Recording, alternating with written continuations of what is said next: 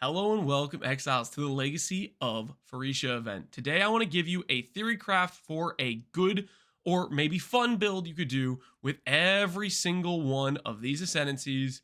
And I will have timestamps below in case there's certain ascendancies you don't care about or there's certain ones you really want to care about. You can skip to that timestamp to see when I go over a possible build theory craft. Now, there's way more than just one per ascendancy that I thought of, but I want to give you basically the best builds, I think, in terms of late game potential or just something that I think would be fun. That's usually what I decided on about each of these builds I have in my head.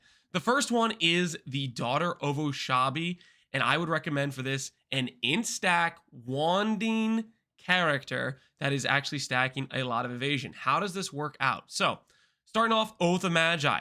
I would recommend you take out all the sockets of your body armor, you put on a Twilight Regalia. This min-max can be 1200, 1300, even 1400 energy shield. And what that means is you're going to end up getting double that amount of energy shield.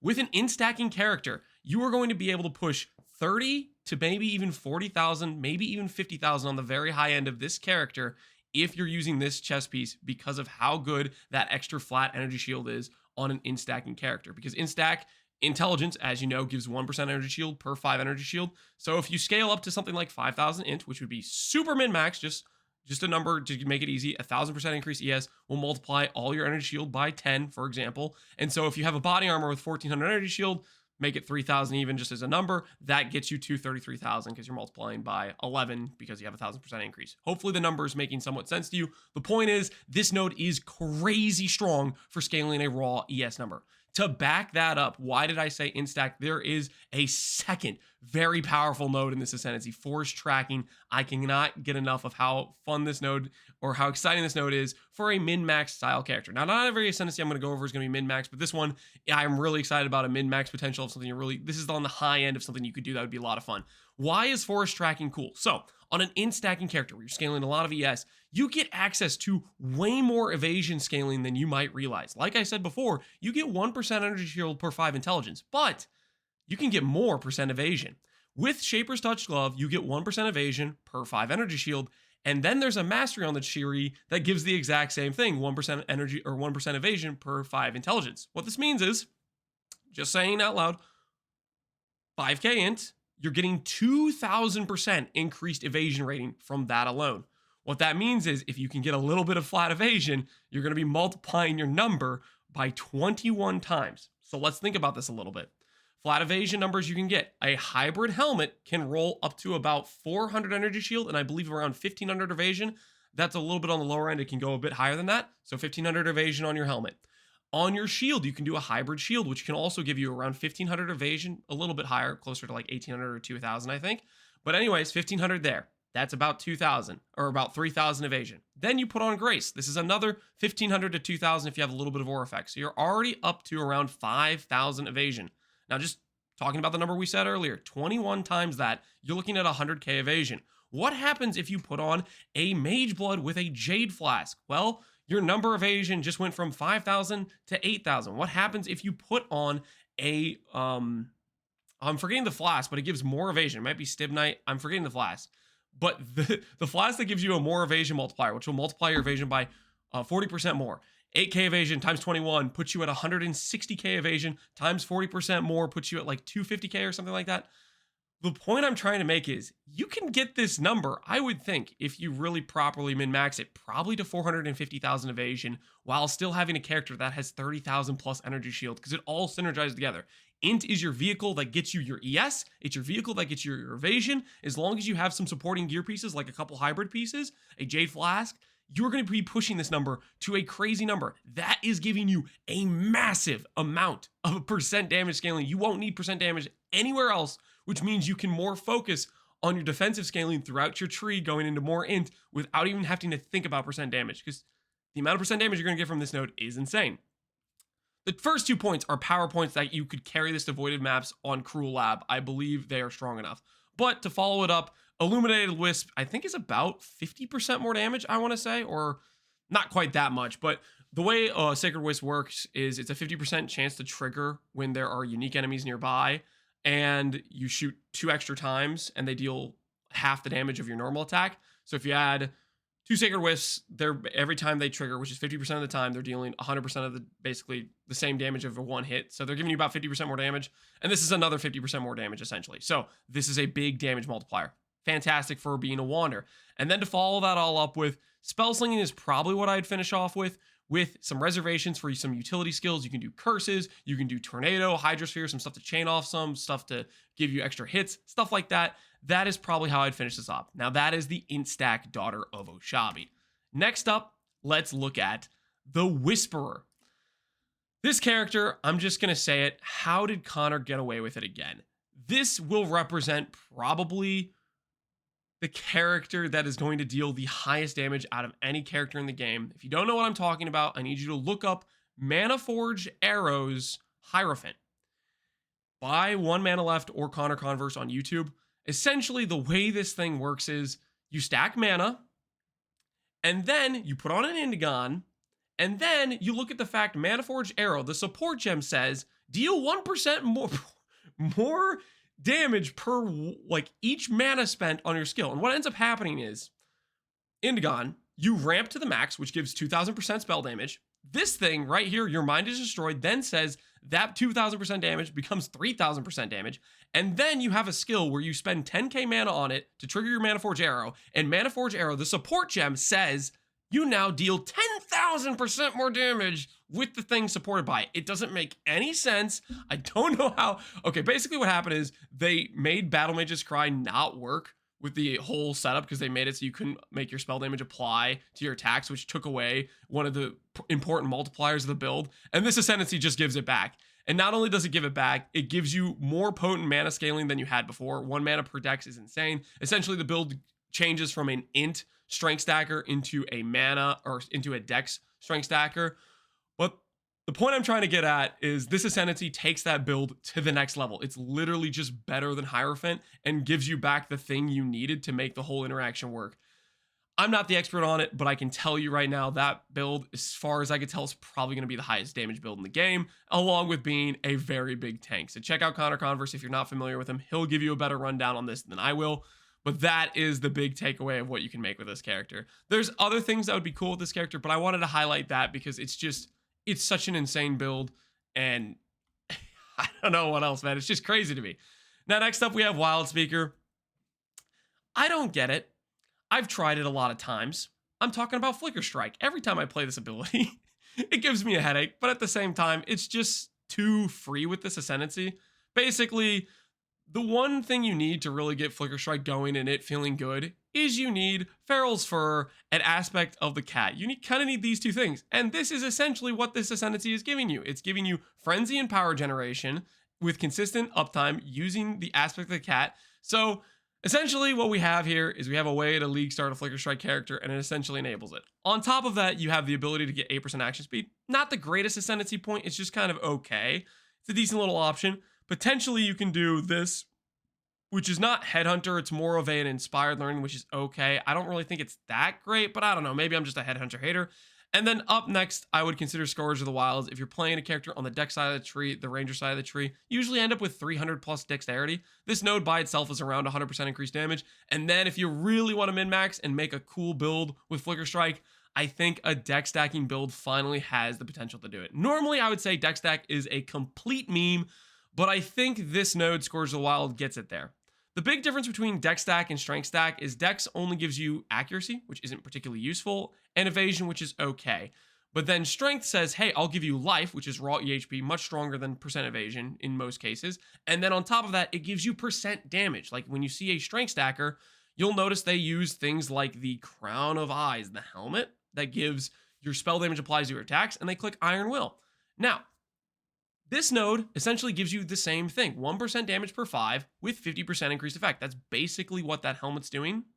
And when you're taking your strength, turning it into spell damage, and then getting a multiplier to use it on attack builds, this enables that. The one downside of deck stackers is you do have to end up going Shaper's Touch and Gurrican's Fright, which gives you life per dex to make up for the fact that dex doesn't give you raw EHP. But on the upside of a deck stacker, you get to go an attack speed per dex chest, and it will be very high damage. So that's what I would say is a late game min-maxing build is probably a deck stack. Flicker Strike would be maybe pretty fun with Fearful Symmetry, the Aspect of the Cat skill, Scourge of the Wilds, and maybe Tailwind Or, yeah, I think Tailwind. I mean, I guess you could technically do the Suppress node if you really wanted to save some points. It feels a bit weird to click this node when you're on the Ranger side of the tree because you only end up needing to spend like a few passives to get Suppress capped on that side of the tree. So I'm not sure I'm a big fan of that, but maybe if you're lacking gear, that could be the way to do it. So to start off with, the Ranger, it had a lot of stuff that has to do with attribute stacking that's really synergistic. Let's try to get into some builds that aren't just attribute stacking, and we'll go into the Antiquarian. Now, for the Antiquarian, this Ascendancy, it's super freaking weird, but also good at the same time. I'll put it this way. Depending on what you want to farm, this Ascendancy can make you feel like you're an immortal god. And what I mean by that is if you're doing content that is not like juiced 1,000 hits a second are coming in at you, it can feel extremely good.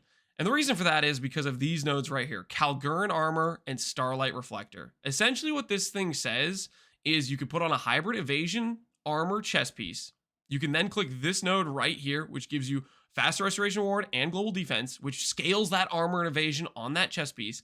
And then what it ends up doing is, let's say you have a high-end armor evasion chest piece. You're looking at about 4K evasion, 4K armor. This is giving you 4K ward, and this is making that become 8,000 ward, and then it's making it restore within 1 second. And you can technically get a couple more ward pieces if you want with faster restoration of ward, which makes it restore faster. And the way ward works is essentially every time you take a hit, the ward is removed, but all the damage the ward could absorb, it absorbs. So with 8K ward, you can take a damaging hit that would do 8,000 damage, and it would do 8,000 damage, and it would remove your ward and wouldn't do a single piece of damage to your HP. Why I say this is very strong contextually is like in boss fights, most things don't hit you more than like once per second. Most boss fights have essentially like delays built into their mechanics where they wind up big hit, they wind up big hit, they wind up big hit. And this is going to just be there to absorb the big hit every single time. And it doesn't take too much to get it. On top of that, the global defenses, it pairs really well if you wanted to throw in like an ES pair, ES gear piece here, evasion armor gear piece here. And what ends up meaning is you can get decent evasion, you can get decent armor for physical mitigation, and you're just going to be juicy tanky on just 2 of these nodes. Now, outside of that, this is where the Ascendancy gets awkward, because the rest of the Ascendancy is very awkward in my opinion. Gain adrenaline, okay, this is not awkward. This is just good. This is probably what I would league start with is the adrenaline and the ward nodes, just super tanky and then pretty consistent adrenaline uptime. But outside of that, for your 4th Ascendancy, it's kind of like, okay, I can get hits can't be evaded, but then I brick my dex, which makes it hard to get the dex to put on my evasion gear pieces. Or I could make my intelligence go to 0, which bricks your ability to use like a ton of auras and a ton of skills, which ends up forcing you into a timeless duel where your attribute requirements don't matter. But then in that case, why did you grab this node? Because it gives you strength, but then your strength isn't giving you any inherent bonuses. It's just weird. it's just a weird situation. So anyways, I would say for this Ascendancy, it's just a matter of you can play you can play pretty much anything. I'd probably play some sort of slammer or something with a shield where I have some block chance, because block pairs pretty well with ward, and so does evasion. But I don't know. I said I was gonna have specific theory crafts. This one's just a little bit more on the generic side, and I don't have anything too inspired. I guess on this outside weird scenario, you could try to do something weird with Whale Tooth, but I don't know. I don't really know what all this duration applies to. If this applies to buffs, if this applies to flasks, there's some interesting things you could do. But it's also kind of an unknown for me. I just don't know really what this means. So, I don't know. We'll have to see what all they end up giving us in terms of what this duration node means. But for the time being, I'd say it's just super strong defensively. If you're going for a Merc Lab, this is a very good Merc Lab kit initially, and then you could respec to the one of the other Ascendancies. But I don't know. Antiquarian just has me... I'm not too sure. Now, next up, we have Behemoth. This is an Ascendancy where I look at it, and I'm just like... They included the downside that is the worst downside in the game. And even then, after looking at it a little bit more, I have some ideas that could maybe feel okay-ish or maybe even be fun. So Rampager, the first node you have to go through, disables your spells. For context, this disables basically all reservations. I'm talking auras, I'm talking Tempest Shield, Flesh and Stone, Petrified Blood. It disables a ton of your utility. Not only that, you cannot cast curses. You cannot have most of your guard skills, Molten Shell, Mortal Call, all has a spell tag. Blood Rage has a spell tag. Frostblink has a spell tag. So it eliminates movement abilities, it eliminates utility, it eliminates auras.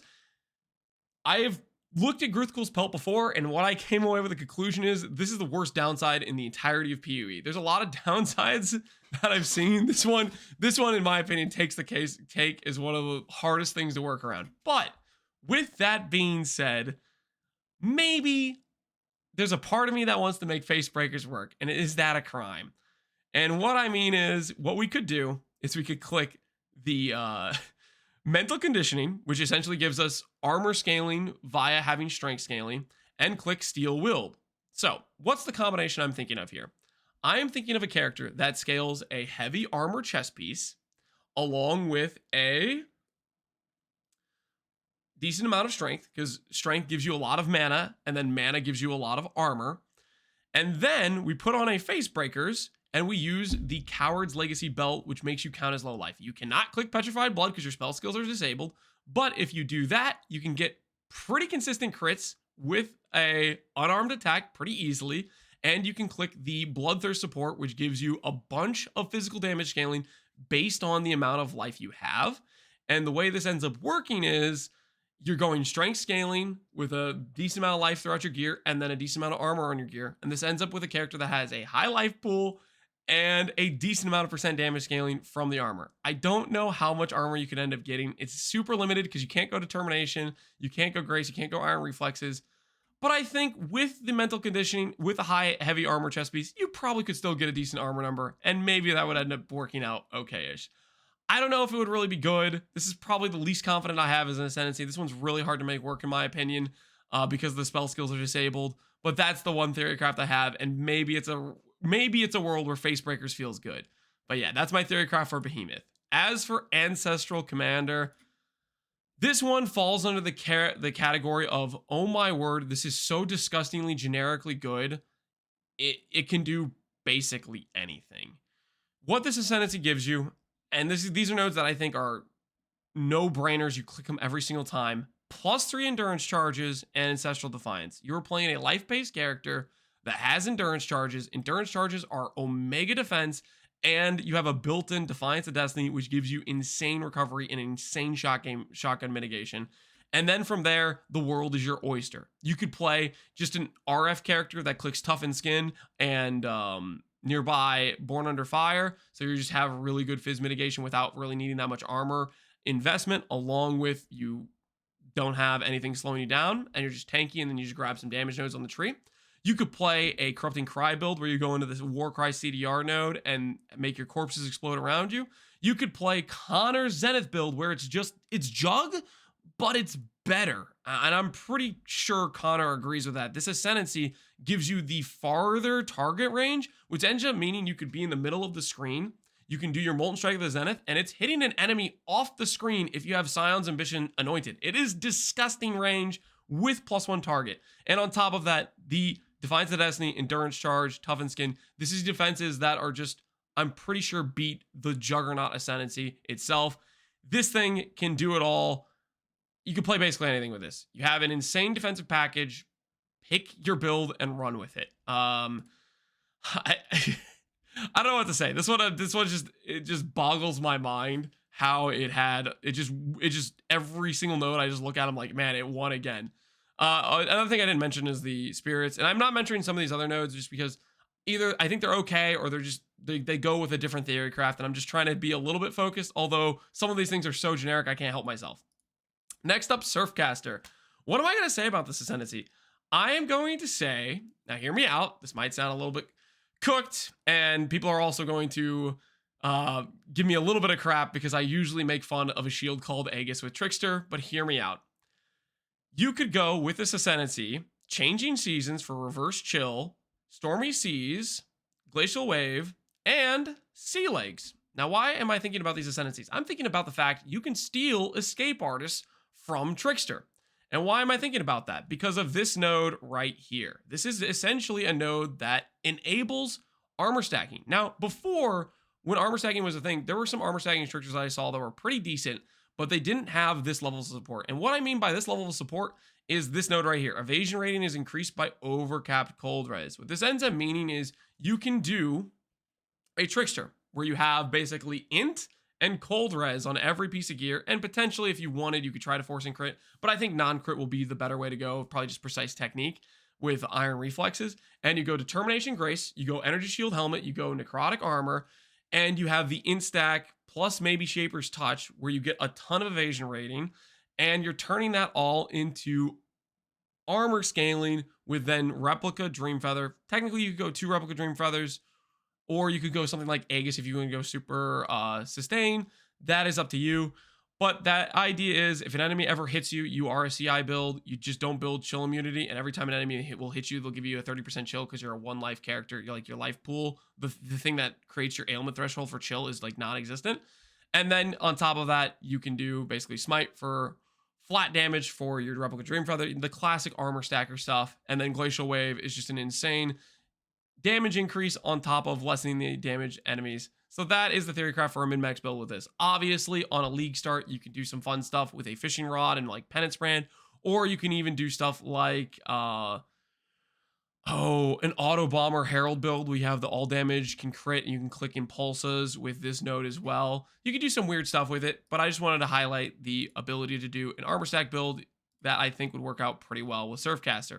Servant of Arakaali, I gotta be honest, this one falls under the category of I have a hard time seeing it work with anything but a minion build. The spider stuff is good, but outside of the spider stuff, I don't think it really has the support, and it just can't compete with the other options. So I would just say, play Arakaali spiders, play a poison minion build. You'll probably have a fun time. Do I know what I'm talking about? Nope. I'm not a minion player. I do minion builds occasionally, but that's what I think of when I think Servant of Arakaali. Now, Blind Prophet.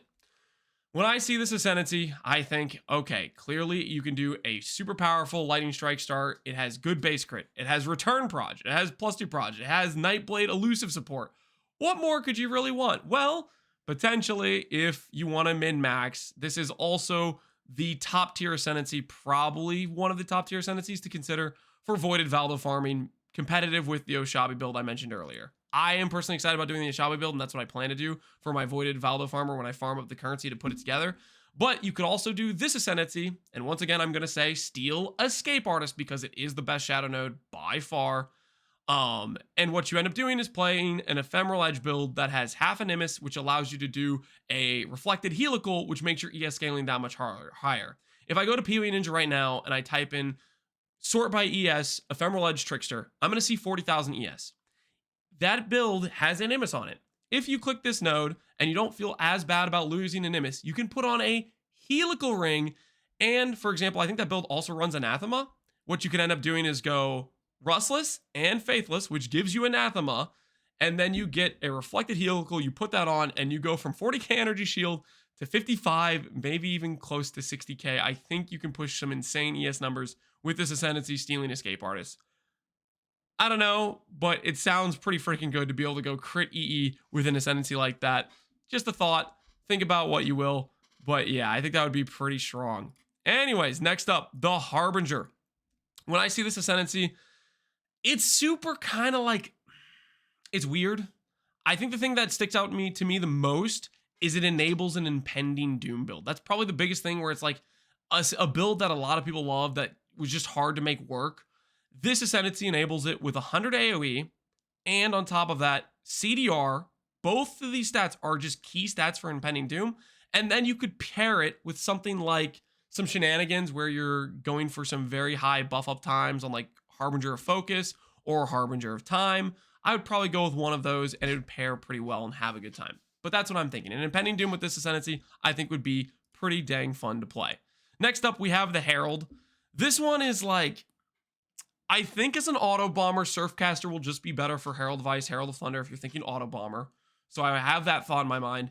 And then on top of that, this is really strong for Herald of Agony and Herald of Purity. I would play a build where you click probably Future Guilt for PDR for defenses, or if you just need the KIS res, you can click Future Nostalgia.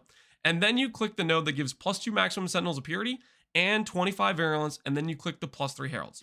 Now, what does this enable you to do?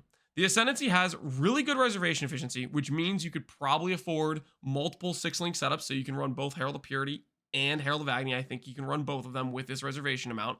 And then you maybe, for defenses, you consider Flesh and Stone, Arctic Armor, Tempest Shield. Those aren't auras and should still work with the build. And this allows you to then go steal the Necromancer node, which gives Unholy Might for full Fizz to Chaos Conversion with Wither, and you can run Poison Heralds. I think that would be a pretty solid build with the Herald Ascendancy. Outside of this, I feel like this Ascendancy is super limited. I will say this, the Ascendancies that have a node where it's like you have a starting 1 point you have to pick, it starts getting real limited in what you can choose.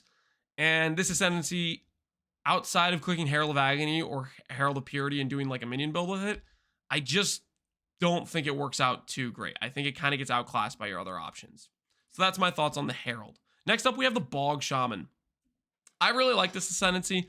It can do a lot of things like a life stack RF build, but the Ascendancy, the build Theorycraft I'm going to give you is plain Blight of Contagion. If you haven't played this skill, what it is it's a Blight that stacks up to, I believe, 5 or 6 times, which does like double damage per stack of regular Blight. So on the high end, regular Blight will do more damage, but it takes 20 stacks. It takes a while to build up. And what Blight of Contagion has is a built-in contagion. If you've ever played with this skill, you jump in a map and you start blighting around, and it does the Essence Drain Contagion thing where everything just, it fans out and it has this really satisfying like wave of things dying. I cannot tell you how much fun I had playing this build. I did a hardcore SSF run with a Trickster, and this Ascendancy pairs so much better with it. So first off, you have Toad Pack.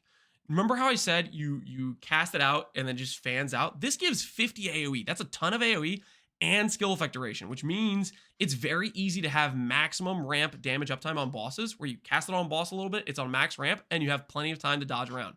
Then you follow this up with Pandemic. Now, what I'm thinking is playing this as a CI build, and then all you need to counter this lose life is just a tiny amount of flat regen on like one piece of gear, and that will sustain this. So what ends up happening is 40% more damage, big AoE. Obviously, you have to counter the balance of the res here. And then I would follow that up with a Venom Drinker for a for basically just whenever you get hit by something with any amount of chaos or physical damage, it will poison you, which is 5 max res, which is very good defensively. I'd probably go for like 90 max res type of thing. And then I would combine it with either Malediction for damage reduction and a little bit of damage taken, or you could consider something like Fel Fen, which means you don't have to run your Despair. You don't care about any map mods, and then you can run a curse like Enfeeble or Tempt Change, which allows you to be a lot more defensive in nature. I would probably consider that as an option. Obviously, there's some other cool builds you can do with like Divine Flesh, Life Stack, and Venom Drinker, and like you put on a Tainted Pack. You can do some interesting things. But aside from that stuff, I really think the CI Blighted Contagion would be a lot of fun. But I wanted to talk about that first just because I really like Blighted Contagion. I think it would be a fun way to build it. But yeah, outside of that, let's move on to the Gambler. Full disclosure, this is the first Ascendancy where I don't really have any build recommendations for you. I look at this Ascendancy and it's just so boring to me compared to the other options of interesting things. It's just really generic. And I have a hard time coming up with a build. The one thing I came up with is maybe you could do a Battle Mage Winds of Fate build, where Winds of Fate has this condition where it can only do damage if you crit and you have a maximum of 50% crit chance. And crit lucky kind of enables a Battle Mage caster with that a little bit, but I don't know. It's a duelist start. It feels weird. Overall, this Ascendancy, not super excited about, and I'm sorry to say I don't have any great recommendations for it. Next up, we have the Paladin. This is the most ridiculous support class I have seen. It gives you crazy aura effect for if you want to do some aura bot scaling. It gives you the ability to cheese some flask stuff without giving up your belt slot, which is a very important slot to scale your flasks. If you're thinking about it, there is a flask that is, or a belt that is in heist that gives your flask 30% effect, and then you can roll effect on it, and then you combine it with this, and you could be giving your support character, you're supporting like 5 flat. Well, not 5 flash. You probably have to run Balbala. You have to get some sort of flash sustain, but you can be giving your support character these crazy flasks on top of giving them good auras. On top of you could do things like taunt and give them really big Warcry buffs. I think there's some. It's just a wild thing to me. This Ascendancy is just packed full of just good support stuff. The only thing I look at and I don't think is a good support node is, weirdly enough, these level 30 auras. The thing about these level 30 auras is you can get level 30 or higher just with properly crafted gear with empowers and stuff like that. And on top of this, this isn't giving you any reservation efficiency. So you can't support it with Enlighten because it's not in your it's not in your skills. And it's just weird compared to what you could do otherwise. But outside of that, I just see disgusting support player all around. Not really a build solo player. Technically, with a solo build, you could do an attack-based build with elemental variants. You could run a RF build if you really want to press war cries. That is up to you. I wouldn't personally like the war cry playstyle. But Paladin doesn't... I think there's better RF ascendancies than this, is what I would say. On top of the fact that this is just so clearly, this is just the support class. I mean, I could be wrong. Maybe ask Snap. He's really the guy that does a lot of party play and planning support builds, but this thing just screams support build to me. Next up, we have the Aristocrat. Now, you're going to say, Lance, you love attribute stacking. You'd be so excited about this. I got to be honest. Not only is this Ascendancy super boring to me, but I'm not actually sure it's the best attribute stacker. I'm not necessarily confident in it, is what I'll say. With attribute stacking, you get a lot of percent damage for kind of free. Like strength stacking gives you percent damage, simplex gives you percent damage. You get percent damage when you do large clusters, which you want to do for attribute stackers anyways, because they're good sources of flat attributes. You get percent damage from if you want to go Cyclopean Coil. This is technically Cyclopean Coil times 5, which is very good. But the thing is, it doesn't give you a stat that's hard to get, is what I'm trying to get at. A stat that's harder to get is something like crit chance with Righteous Providence, which you can steal from Templar. And I don't know. This feels a little bit weird. Yes, if you Giga invest into this, I think this can be a strong character. Probably could be Valdo viable, but I'm just not necessarily feeling it. It's super boring to me. The top nodes are pretty underwhelming. Think what you will. I'd say this is something where you go a tri-stacker, but I'm not even confident it's the best tri-stacker. That's my thoughts on Aristocrat. I'm not a big fan personally. Next up is the Ascendancy that I am going to start unless something changes, which is the Architect of Chaos. I really like this build. I made a video already about it. Potentially what I want to start is a Val Cold Snap build. The idea is Forbidden Secrets. You click this node as your first lab. What does it give you? It gives you Shepherd of Souls, which has 80% less cost, and then it gives you increased cost if you cast another Val skill within 8 seconds. All you need to do is make your Val Cold Snap last longer than 8 seconds, and what ends up happening is you kill like the first pack of the map, you get your Val skill all filled up, and what that means is I can cast Val Cold Snap, run around for 8 seconds with this nice blizzard around me, and then once those 8 seconds are up, I cast Val Cold Snap again, and I can do that 5 times in a row because it's 80% less cost, which means a full stack of souls gives me the ability to use the skill 5 times in a row. But then I also have Everlasting Sacrifice. And this node, I'm thinking I just click Eldritch Battery. Recharge never turns off because usually Everlasting Sacrifice comes with the Mahawaddle Shield, which forces you into Eternal Youth, which bricks Recharge and some other stuff that bricks ES Sustain. But you don't have that. You just have Everlasting Sacrifice. So if you click Eldritch Battery, what ends up happening is the Recharge never turns off. As far as I know, I believe it would never turn off. And it would just go up to full. It would hit full, it would sacrifice, and it would just keep going. What ends up happening there is I have a pool where as it's charging, I can cast and it'll keep charging up and going down and giving me just 5 max auras. I think that's very good.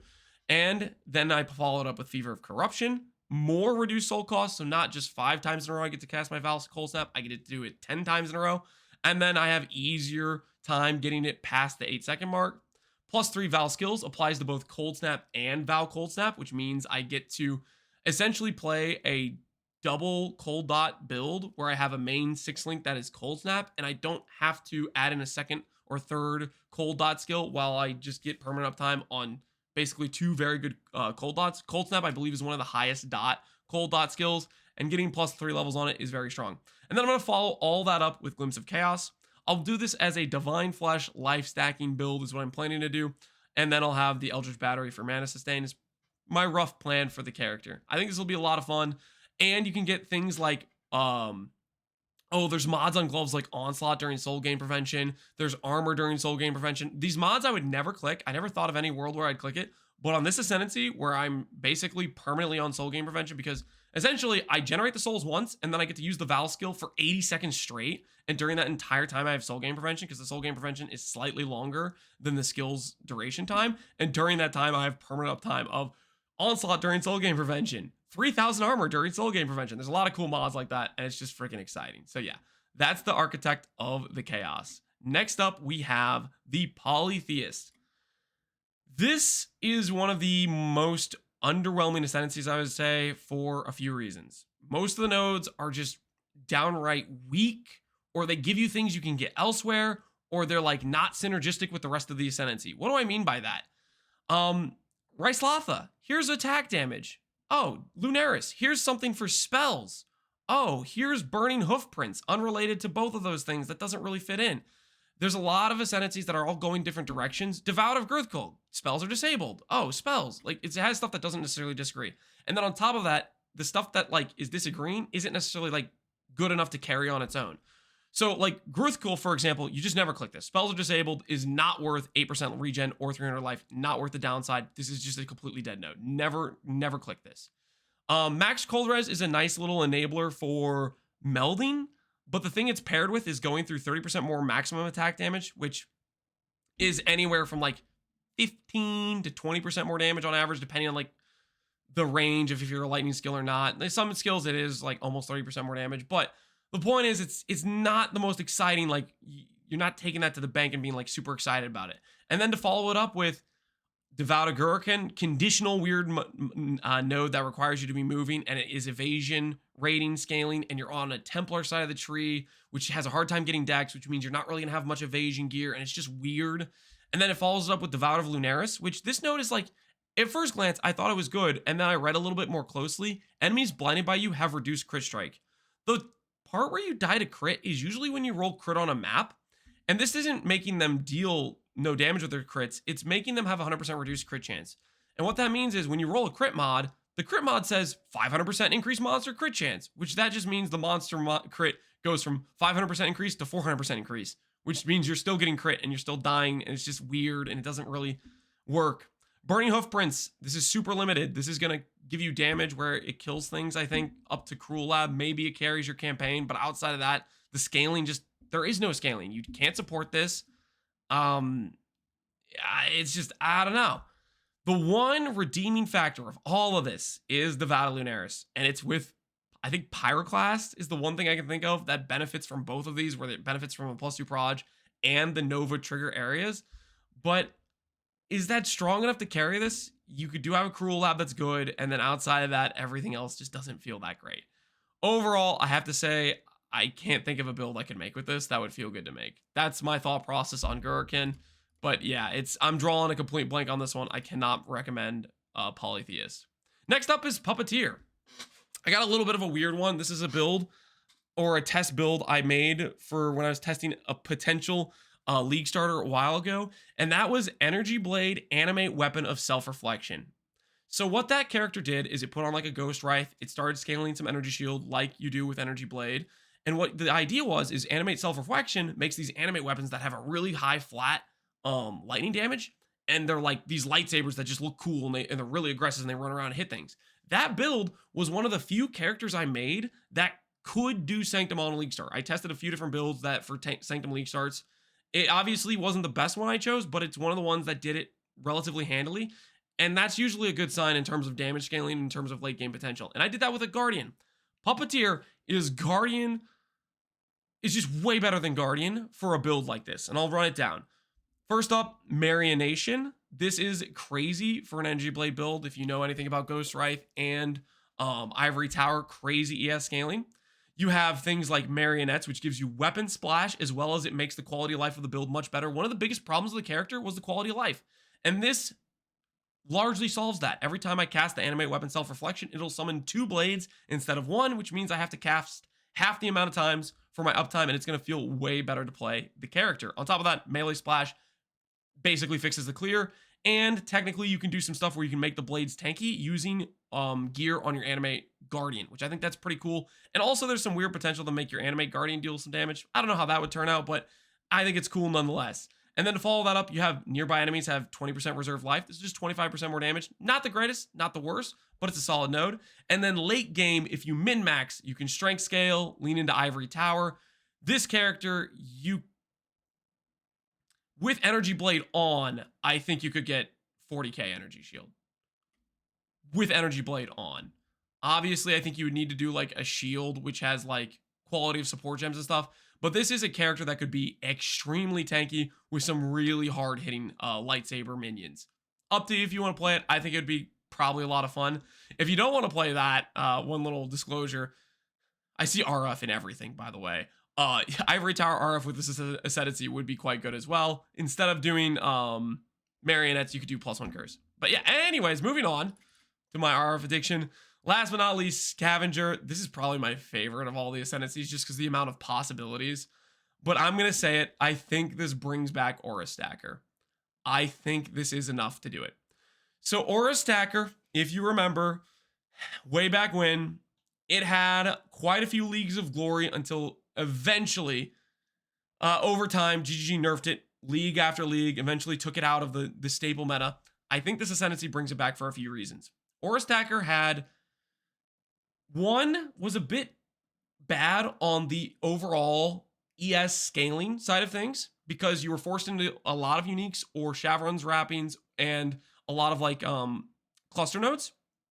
And it gives you Shavron's wrappings, which in large part solves your ES scaling, and it gives you aura effect. Because what this means, you can put on a big Twilight Regalia with aura effect. Boom, that's step number one. Step number two, one of the other difficult things with aura stackers, I thought a little bit, was getting decent crit chance and decent % damage scaling. A lot of times you were forced into Nebulous, which didn't feel great compared to like some of the rare weapon options. But Void Battery right here gives you not only good crit chance, but a lot of % damage scaling where you won't have to spec too much into it and still get it. Because the thing is, you're spending a lot of nodes on all these aura effect stuff, so you don't have a lot of other points to grab things like ES scaling or things like % damage scaling, and you need to fix that to some extent as well as crit. And this node by itself makes that much, much easier. And then to knock all it off, the final node on the tree that I think really, oh, not this node, sorry, the Amulet node, I think you follow it up with a Leadership's Price. Scorching Conflicts and Brittle Conflicts and Sapping Conflicts. 20% less damage enemies deal for Sapping, 30 minus res for Scorching, and Brittle. So remember when I said crit was hard? Brittle plus that Void Battery node, gonna make getting your crit cap very easy. Scorching minus res, very powerful damage scaling, and then Sapping, more tank scaling. I think this is gonna be a cracked Ascendancy for a lot of different things you could do, but I just wanted to mention the theorycraft of doing an Aura Stacker with it, because you can go and steal the Guardian node or the Necromancer node from the original Scion, and it will work, or you can still champion if you just want Aura effect. But this baseline stuff is just, it's just kind of crazy. There's some other crazy things you can do with this Ascendancy, but that probably is going to end it for me. That is a theorycraft on basically every Ascendancy. Obviously, there were a couple in there. Gambler, for example. I wasn't too excited. I couldn't think of anything good. But hopefully that gets you thinking. And man, my voice is tired. Hopefully you enjoyed the video. As always, thanks for watching, Exiles. Take care and peace out. Have a good one.